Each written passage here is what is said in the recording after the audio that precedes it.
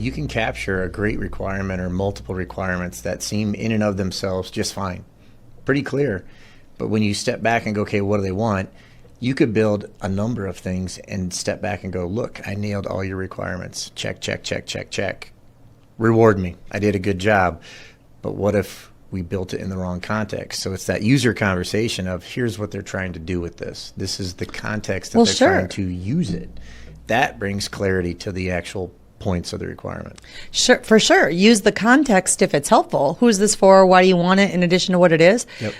But don't skip the conversation. Yep. Don't have somebody go off in a silo and write stuff down, because now we're back to the very problem all these agile methods were trying to undo, right? They were trying to solve all these problems with these oh so simple ideas.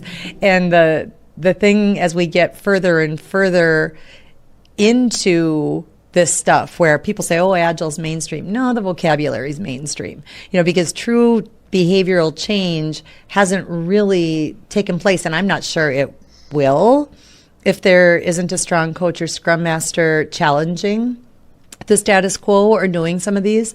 But the sheer shock on some people's face when you point out that you're supposed to talk to each other and have the people doing the work write things down, they almost are like deer in the headlights, because then they're like, well, if we don't use user stories, what do we use? Right.